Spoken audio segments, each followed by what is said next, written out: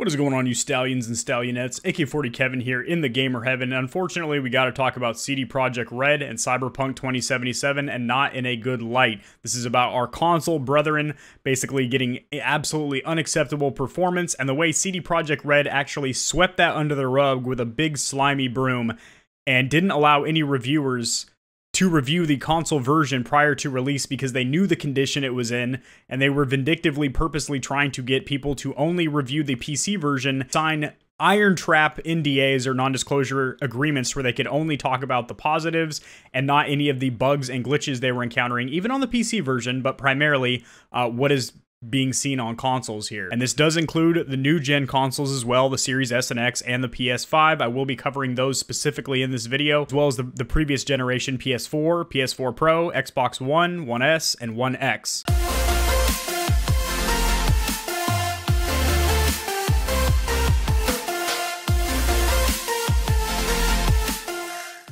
Alrighty guys, so sharing my screen here. Here's the statement that just came out about 18 hours ago. This is from CD Projekt Red themselves, and they are apologizing. And you can tell from this apology that they knew the condition of the game on consoles, and they blatantly did not want people to know. They wanted to scoop up those pre-orders, which, by the way, the pre-orders have already covered the cost of production of the game and then some. So they've already broken even and then some. However, they are offering refunds now, but we're going to get to something a little later. Sony is actually not honoring these refunds, even after CD Projekt Red told people they'd be able to get their money back. So, first of all, we'd like to apologize to you for not showing you the game on base last-gen consoles. PlayStation, PlayStation 4, even though they say base, the PS4 Pro still isn't great. The Xbox One X, which is an absolute powerhouse, I had one for 2 years, is still running damn near not playable. Like, not what you would expect from a AAA title that's been in production for 8 years and delayed 6 or 7 times before it premiered, and in consequence not allowing you to make a more informed decision about your purchase. We should have paid more attention to making it play better on PS4 and Xbox One. Secondly, we fixed bugs and crashes and improved the overall experience. The first round of updates has just been released, and the next one is coming over the next 7 days. Expect more as we update frequently whenever new improvements are ready. After the holidays, we'll continue working. We'll release 2 large patches, starting with patch 1 in January and followed by patch 2 in February.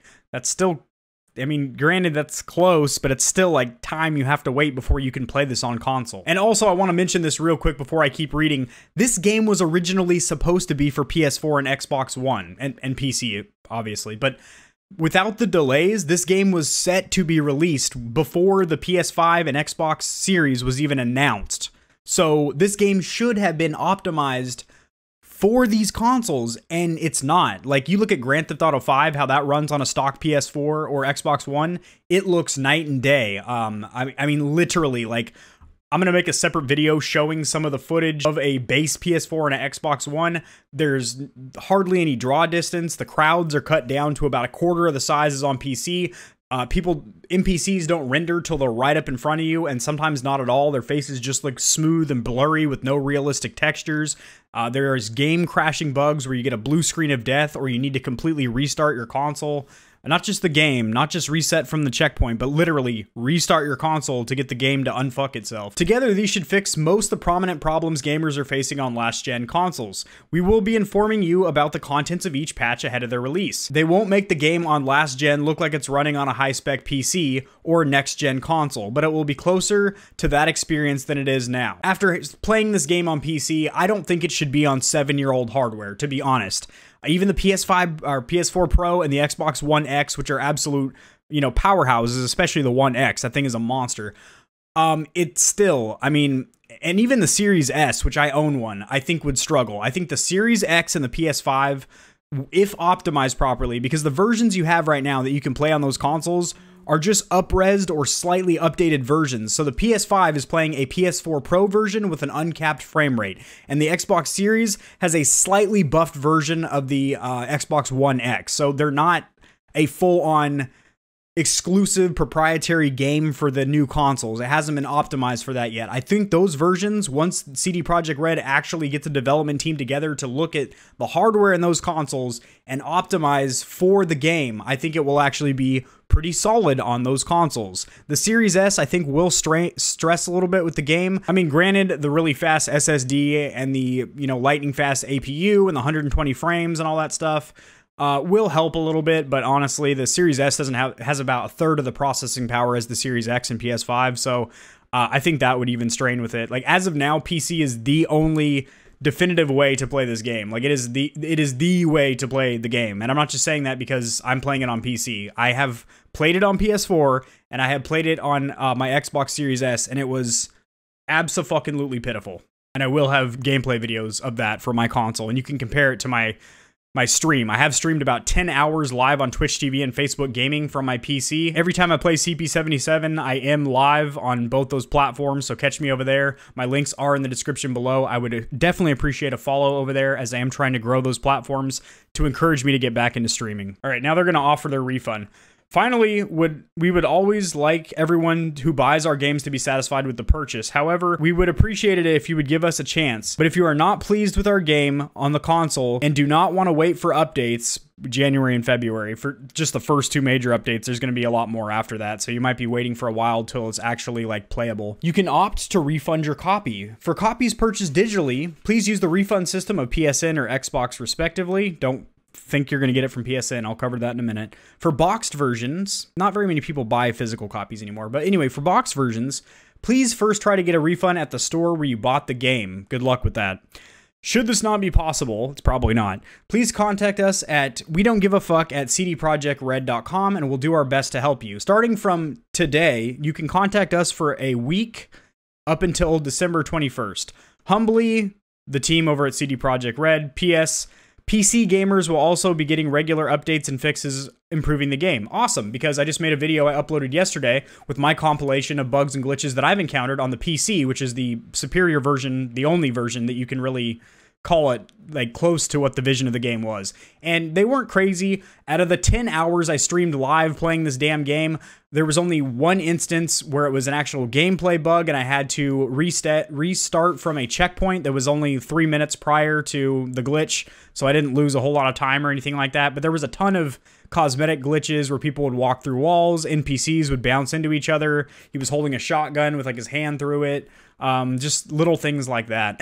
And then over here, this guy says, so no Switch version coming soon? A Switch runs on an old Tegra CPU, which is literally out of an old cell phone, so I mean, the Switch struggles to push games now. Like, if you play, like, a PS4, Xbox version of a game and then play it on Switch, it looks not good. So there's no way this game would even launch on a Switch. I know that guy's just joking, but anyway. Now, if you go over here to this Forbes article, which, by the way, all my sources are cited in the description below, it goes deeper than this, however. CD Projekt Red purposely hid the state of Cyberpunk was in all consoles by not giving reviewers anything but PC review codes. They knew it looked the best on PC. That's what they wanted people to see, so they would pre-order.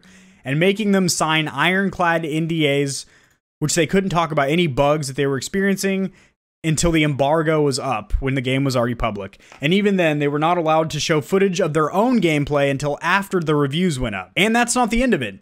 Apparently, they just flat out lied about the game's performance on last-gen consoles. This is a statement from CDPR CEO from Games Radar a couple weeks ago in regards to the PS4 and Xbox One consoles.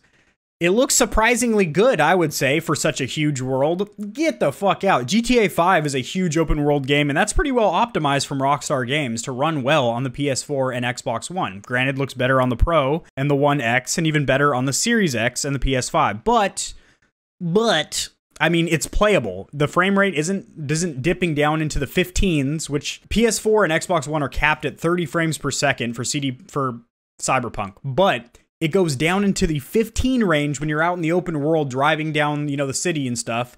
And I'm going to make a separate video showing just compilations of, like, insanely bad console performance and frame rate, textures, straight up crashes, stuff like that. Although the performance on these base consoles is lower than their Pro counterparts, it was surprisingly good. It's surprisingly not. So this is a blatant lie right here. And this was 2 weeks before the game was released, when the CEO would have known the condition of the game, so he's just straight up lying to get people to pre-order the game. I don't think anyone would call performance on any of those consoles, PS4, Pro, One X, surprisingly good, and yet this was the only impression that 160 million people who own the last gen consoles, that's huge. That's how many people own the Xbox One and PS4. You know, most people haven't even attempted to buy a new console, let alone if they are trying, they're sold out damn near everywhere. So most people are still on an Xbox One and PS4 if they don't have a PC, which a lot of people don't like PC gaming, or they're scared to build a PC, or the price of entry is really expensive to build a good gaming PC. You're looking at about $1,000. Granted, the cost of ownership is cheaper with games and not having to pay for an online internet service monthly and a bunch of other things like that. But the upfront cost of owning a PC is hefty. This is just plain deceptive, and especially so when combined with the PC-only review copy situation. The game's 8 million pre-order copies were already enough to make up the entire development cost of the game, and while the game and studio are a meme right now, in some circles, because of the lies told and goofy bugs infecting the game, CD Projekt Red, CDPR still has a long list of staunch defenders, many of which can be found in the comment section of that tweet, reassuring them that everything is okay. So I have personally really enjoyed the game. I've been playing it, like I said, on stream, on Twitch and Facebook Gaming, and I've had a great time playing it because I'm on PC. I've been playing with a controller as well as with a keyboard and mouse, and I haven't really been having any major issues. Like I said, I had to restart my checkpoint once, and a couple of cosmetic bugs, but like nothing that makes it not unplayable. I'm at ultra settings at a locked 60 frames per second, sometimes up in the 70s.